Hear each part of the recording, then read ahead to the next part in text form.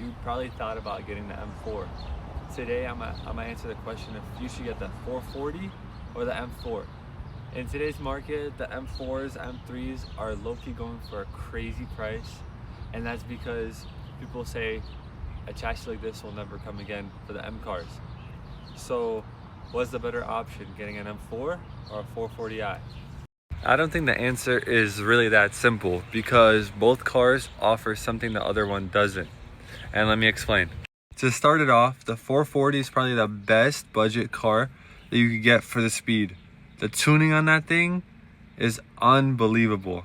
You get a 340, 440, under 30K nowadays. Maybe it's gonna have some miles, but those B58s, they could handle pretty much anything. And then there's the M cars. These cars are purely meant for performance, racing, tracks, etc., etc. And that's when the choice becomes different because these cars are about twice the price of a 340 or 440. But that's what makes it hard because would you rather get a comfortable daily that you can make insanely fast for cheap or get a car that's insane out the box? As you can see, my choice was getting the M4.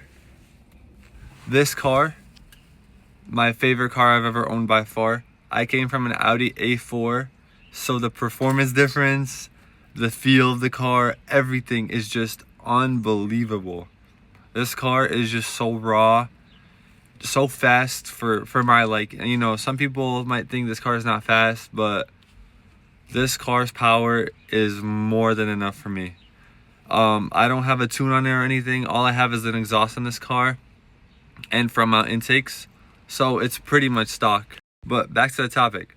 So the 440 340s, they come with a B58 single turbo that has twin scrolls. M4 does come with the S55.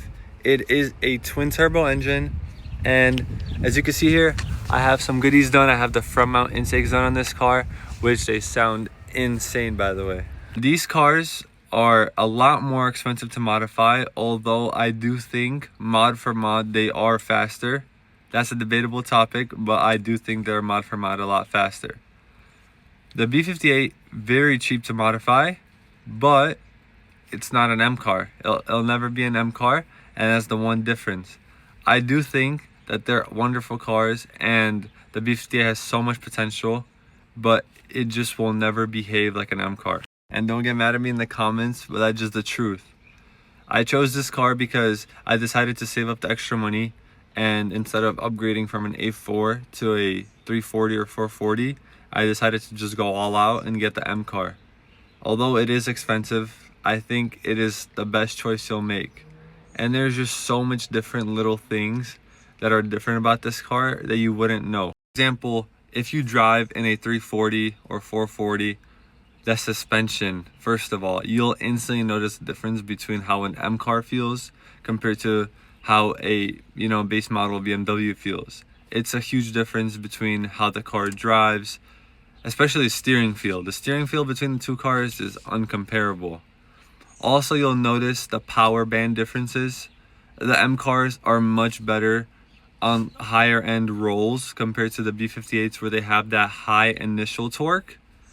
And these cars, when you're doing rolls, they just keep pulling and pulling. That's just because of that twin turbo. On the B58, they have that high initial torque, but they start kind of slowing down towards that top end just because it's only a single turbo. Another thing nobody really talks about is just how many people and friends you get to meet just because of a car. Some people think, oh, you get a car, it's a waste of money, etc., etc. And sure, sometimes it is, but honestly, I've met so much cool people. I know, right? Like a track? I've talked to cool people, and I just got to, give little kids an experience if they have to sit in the car, rev it, etc., etc.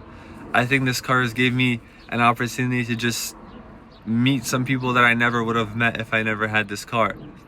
And there's obviously bigger plans for the future for what car I'm gonna get, but as of right now, I'm so happy, and I couldn't even be more thankful for what I have. And quick mention, low-key stock, this car be beating a lot of cars.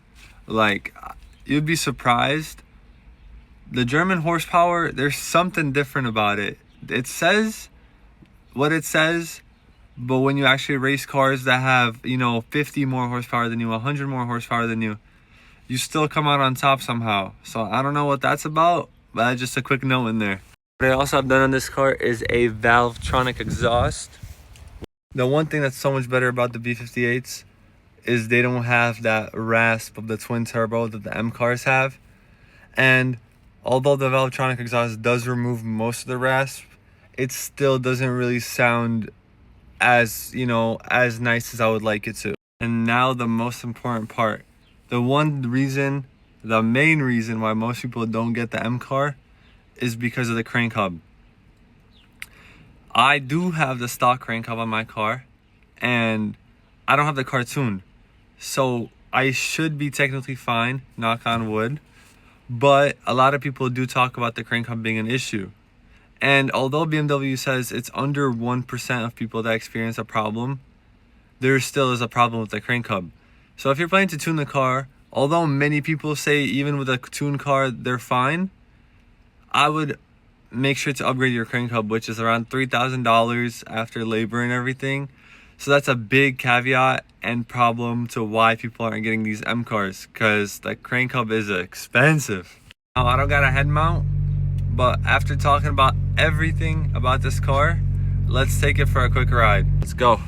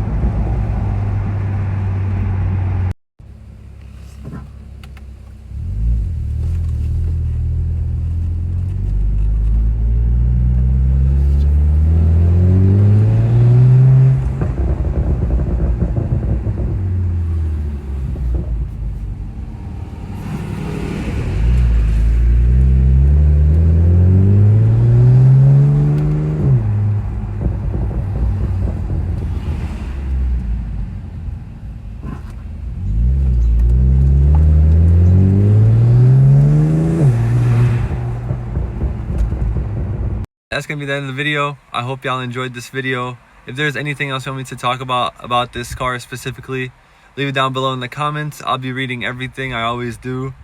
Thank you for watching, and I hope to see you on the next one. Peace.